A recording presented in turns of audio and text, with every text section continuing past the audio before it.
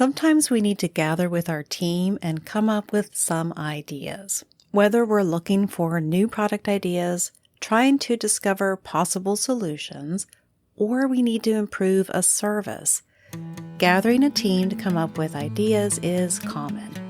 What are some of the ways we approach this activity? We talk about systematic and structured methods and new approaches to brainstorming. Hello and welcome to Quality During Design, the place to use quality thinking to create products others love for less. Each week we talk about ways to use quality during design engineering and product development. My name is DIANNA. I'm a senior level quality professional and engineer with over 20 years of experience in manufacturing and design. Listen in and then join us. Visit qualityduringdesign.com. Do you know what 12 things you should have before a design concept makes it to the engineering drawing board where you're setting specifications? I've got a free checklist for you, and you can do some assessments of your own. Where do you stack up with the checklist? You can log into a learning portal to access the checklist and an introduction to more information about how to get those 12 things. To get this free information, just sign up at qualityduringdesign.com. On the home page, there's a link in the middle of the page. Just click it and say, I want it. In this episode, I wanted to review some of the ways that we generate ideas in new product development. There's a lot of academic studies about how engineers do design and how cross-functional teams work together. So let's review some of those ideas and some of the baseline activities that we do maybe daily. As engineers in new product development, we're sort of familiar with some structure, even though we're asked to be creative and come up with some innovative solutions. So it's not uncommon or out of the way for us to think of being innovative within a systematic, inventive thinking or a closed world thinking. And this systematic approach is something that was introduced through the book Inside the Box, a proven system of creativity and breakthrough results written by Drew Boyd and Jacob Goldenberg. A main takeaway from this method is to constrain ourselves when we're trying to come up with novel, innovative ideas. To change from thinking that anything's possible to what can we do with what we've got. As engineering at work, we do this all the time. We're working within constraints, especially when we're trying to solve a problem. And there's some structured techniques with this approach. The authors came up with 5 templates for innovation, which are different ways that we can create or build our closed world. So, for example, we can start subtracting things from whatever it is we're working with or trying to innovate. We can divide it with a division technique or multiply it. And those are just a few of the techniques that they use when working with groups to come up with new ideas. They have case studies and examples of all of these techniques in their book, and I covered this in a previous podcast episode, which I'll link to. I experience this all the time, not just in engineering, but it's almost like a hobby of mine. I look at what it is I have and what can I make out of it? What kind of new thing can I cobble together to create something new and useful? I've created outdoor sinks and garden steps and fancy pet enclosures for just some of the more fun activities that I've done just around the house.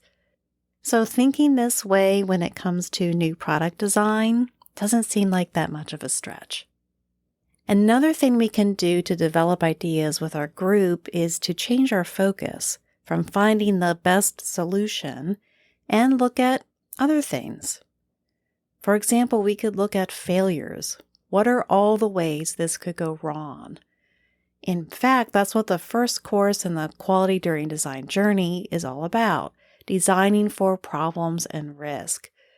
We can take a high-level approach to problems with our greater cross-functional team to unlock new ideas about our product.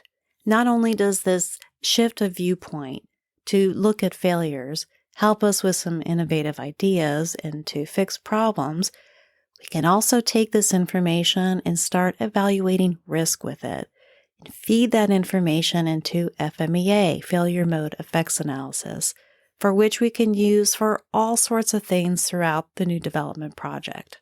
If you were thinking FMEA before I even said it, you have to message me and let me know that. Another way that we can change focus from finding the best solution is instead of trying to come up with answers, we can brainstorm for questions.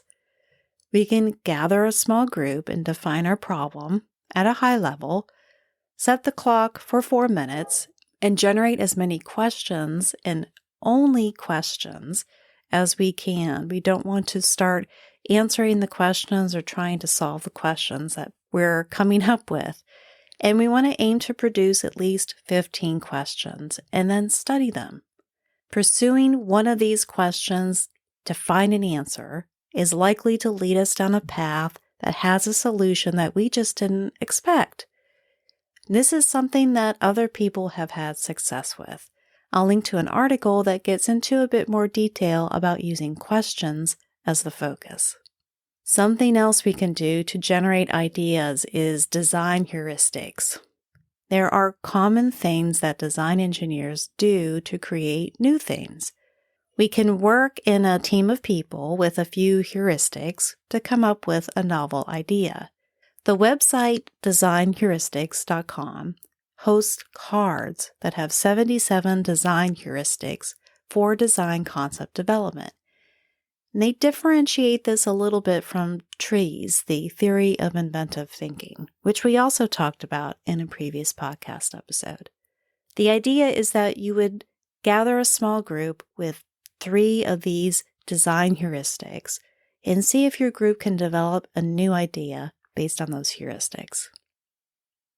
There's also structured problem-solving techniques and improvement models like the PDSA, Plan, Do, Study, Act, or the PDCA, and DMAIC, Define, Measure, Analyze, Improve, and Control, and they are all based on the scientific method. These provide some team activity structure to move us from idea to implementation, where instead of just flying into ideas, we're first detectives in doing investigative work. Within those structured problem-solving techniques, we can do brainstorming.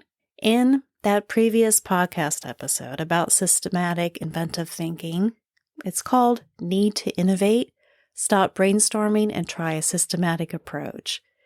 And that's where I reviewed the book Inside the Box and included what the critics say about brainstorming. In next week's episode, we're going to be interviewing and talking with somebody that uses brainstorming in new product development.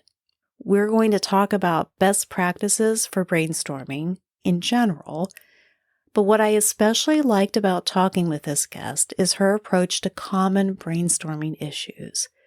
We acknowledge that they're there, and let's come up with a defensive plan against those issues.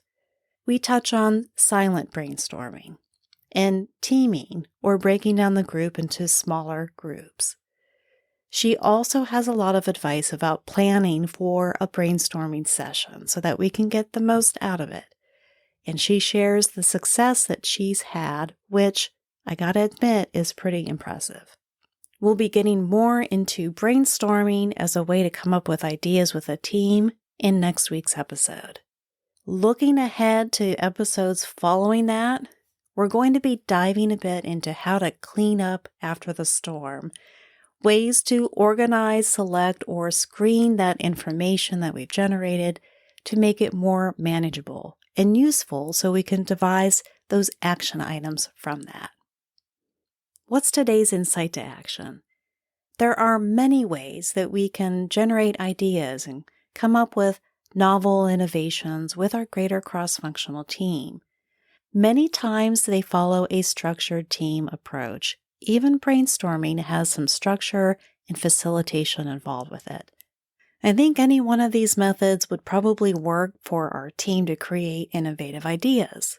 to do the same thing over and over again, it gets old, and the ideas that the team generates from using that same method over and over again, it can get stale.